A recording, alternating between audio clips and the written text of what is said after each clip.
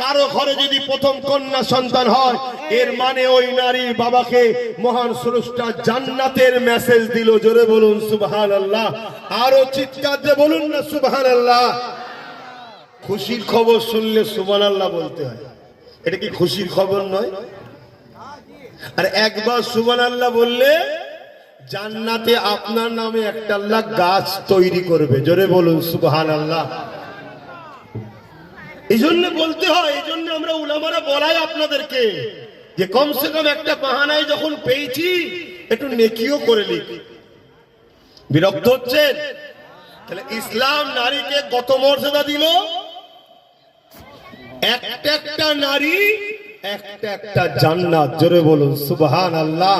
আল্লাহ রাসূল আরো বললেন, আল জান্নাতু তাহতা আকদামুল উম্মাহাত, প্রত্যেকটা ছেলেদের জান্নাত তার মায়ের পায়ের তলায়। জোরে বলুন সুবহানাল্লাহ। এক ব্যক্তি এসে রাসূলকে জিজ্ঞেস করছেন, হুজুর আমার উপরে সবথেকে বেশি কার হক? রাসূল বললেন, তোমার মায়ের। তারপরে কার? তোমার মায়ের। তারপরে কার? তোমার মায়ের। তারপরে কার? তোমার বাপের। অর্থাৎ বাপ হলো পুরুষের জাত, মা হলো নারীর জাত। পুরুষের থেকে নারীর মর্যাদা ইসলাম 3 গুণ বেশি দিয়েছে। জোরে বলুন সুবহানাল্লাহ। আজকে সেই ইসলামকে শুনতে হচ্ছে ভারতবর্ষের পশ্চিম বাংলায়, যেখানে মুসলমান 40%। আমরা যদি না চাই, কেউ সরকারে থাকতে পারে না। আমরা চাইলে সে সরকার হয়, তারপরেও শুনতে হচ্ছে ইসলামে নাকি রেপ করা খারাপ কাজ নয়। এরকম মানবরূপী পশুকে এখনো জেল দেওয়া হয়নি। তাহলে এর জন্য আল্লাহ আমাদের উপরে আযাব দেবে না? দেবে না? তোরা আমার দিনের জন্য কি করবি? এই আযাবের নমুনা একটা এটা। না ঘর আছে, না দোর আছে, না খাবার আছে, না শান্তি আছে, না রাস্তা আছে, না গাড়ি আছে, না চিকিৎসার ব্যবস্থা আছে। এটাও তো একটা আযাব নাকি? পেরেশান। আসেন, আমাকে ভুল নেবেন না। আমি আপনার নবীর ঘরের একজন সন্তান হিসেবে বলছি, কুরাইশ বংশের বাচ্চা হয়ে বলছি, আপনাদের বাঁচাবার চেষ্টাই বলছি। জাগুন কম। আমাদেরকে সবাই লুটেছে, সবাই ব্যবহার করেছে, সবাই মজা করেছে। আসো, ইসলাম কখনো আমার রাসূলের পাক সাল্লাল্লাহু আলাইহি ওয়াসাল্লামের টোটাল লাইফে একটা কেউ দেখাতে পারবে না আমার নবী কখনো কারো ধর্মের বিরুদ্ধে লড়াই করেছে।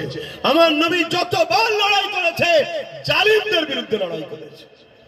জালিমের কি ধর্মটা আমার দেখার দরকার নেই। যে জালিম হবে তার বিরুদ্ধে লড়াই করতে হবে, এটা আমার রাসূলুল্লাহর সুন্নাত। জোরে বলুন সুবহানাল্লাহ।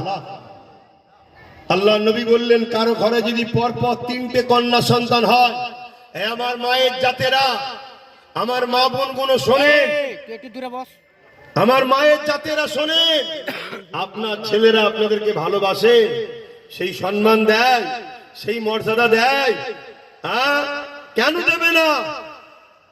যদি আপনি মায়ের সন্তানের কাছে সম্মান পেতে চান, তাহলে মায়ের উচিত সন্তানকে রসুল দিতে হবে। জোরে বলুন সুবহানাল্লাহ।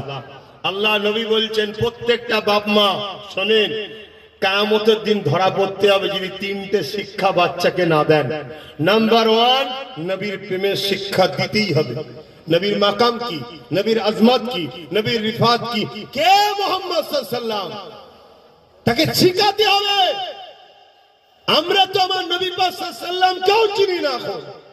শেখ সাদী রহমাতুল্লাহ আলাইহি বলছেন, যদি 70 বার মুশকে আমবাদ দিও, মুখকে কুলকুচি করা হয়, তারপরেও রাসূলুল্লাহর নাম ধরাটাও বিয়াদবি হবে। কে মুহাম্মদ সাল্লাল্লাহু আলাইহি ওয়াসাল্লাম? তাহলে চিনুন তিনাকে, তিনার মাকাম কি। তাই রাসূল বললেন, সর্বপ্রথম শিক্ষা দিতে হবে কি? আমি নবী, আমার প্রেম। বলুন, আপনার আব্বা আম্মারা আপনাদের নবীর প্রেম শিখিয়েছে? দ্বিতীয় নম্বর, যা হয়েছে হয়েছে, তাহলে আপনাদের দায়িত্ব আপনাদের বাচ্চাগুলোকে নবীর প্রেম শিখাতে হবে না? হবে না? আরে কথা বলছে না তো, শিখাতে হবে না? হবে না? যদি শিখান, আপনাদের বাচ্চারা তারাক্কি করবে। আর যদি না শিখান, আপনাদের থেকে আরো বুড়াই অবস্থা তাদের হবে। কেন? যত দিন যাচ্ছে খারাপই বাড়ছে। দ্বিতীয় নম্বর শিক্ষা কি? আলে রাসূলদের প্রেমের শিক্ষা। আলে রাসূলদের প্রেমের শিক্ষা দিতে হবে। 3 নম্বর শিক্ষা হলো কোরআনের শিক্ষা। এই 3 শিক্ষা প্রত্যেকটা বাপ মাকে দিতেই হবে। কিন্তু আজকে বলুন কজন মুসলমান বাপ মা তার সন্তানকে দিচ্ছে? বলুন কজন দিচ্ছে? আমরা কত দূর সরে গেলাম। তো যাই হোক, আল্লাহ রসুল বললেন, আমার মা বোনেরা মন দিয়ে শোনেন, দুনিয়া দুনিয়া আপনাদের ঘরে সম্মান দেয়নি, আপনাদের মর্যাদা আমিনা লাল দিয়েছে। জোরে বলুন সুবহানাল্লাহ। আল্লাহ রসুল বলছেন, কারো ঘরে যদি একটা দুটো তিনটে কন্যা সন্তান হয়, আর ওই তিন কন্যার বাবা যদি সন্তানকে পেয়ে অখুশি না হয়ে নিয়ামত মনে করে লালন পালন করে বিয়ে দিতে পারে, আল্লাহ রসুল দুই আঙুল তুলে দেখাচ্ছে, যেমন দুটো আঙুল পাশাপাশি রয়েছে, ওই তিন কন্যার আব্বা, তিন কন্যার বাবা আর আমি রাসূলুল্লাহ আল্লাহর জান্নাতে পাশাপাশি থাকবো। জোরে বলুন সুবহানাল্লাহ। তাহলে নারীদের সম্মান ইসলাম কত দিয়েছে, আর সেই ইসলামের নামে মিথ্যাচার হচ্ছে। ইসলামে নাকি রেপ করাটা খারাপ কাজ নয়। চারিদিকে মুসলমানকে মারবে না মারবে না? এই গত 3-4 দিন আগে বিহারে একজনকে মারতে মারতে মেরে ফেললো, খবর পেয়েছেন? রাখেন কি খবর বলেন?